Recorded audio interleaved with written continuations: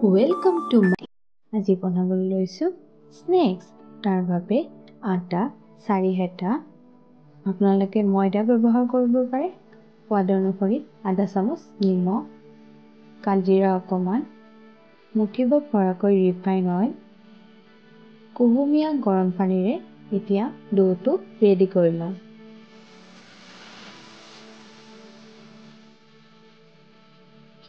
Ready হৈ যোৱাৰ পিছত ডোটো অকণমান টাইম ৰেষ্টত থৈ দিলোঁ।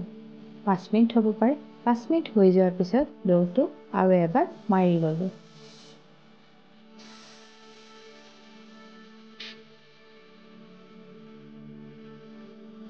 মই 6টা ডো বনাইছিলোঁ, আপোনালোকে 5টা বনাব পাৰে। এতিয়া এখন এখনকৈ ৰুটি বেলি যাওঁ।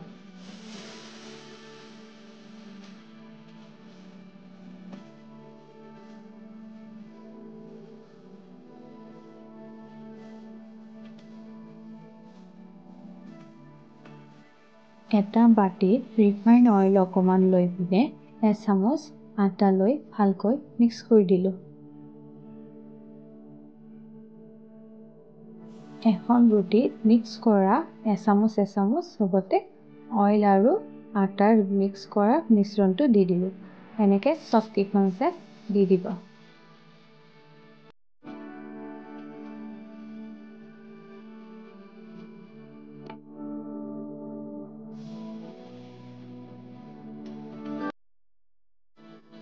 গোটেইকেইখন ৰুটি লগোৱাৰ পিছত ভালকৈ বেলিব লাগিব।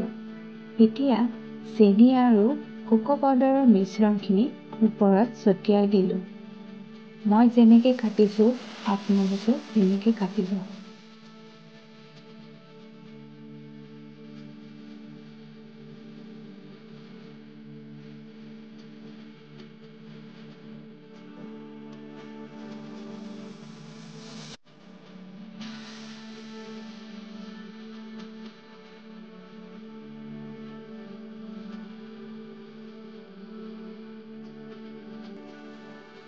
এনেকৈ মই তলৰ পৰা ঘূৰাই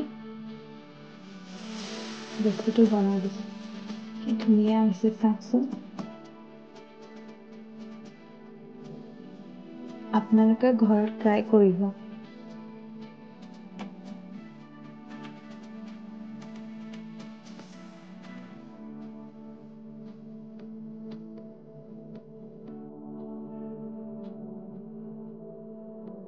আৰু এবাৰ বনাই পিনে দেখাই দিছোঁ। এনেকৈ তলৰ পৰা ওপৰলৈকে ঘূৰাই বনালে হৈ যায়। ইমান সহজ নহয়নে?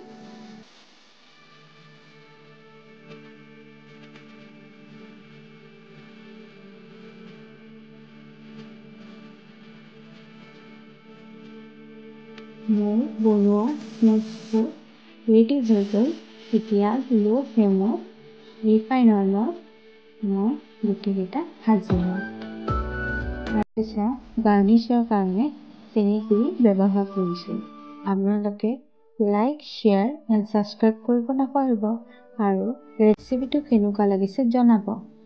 ধন্যবাদ।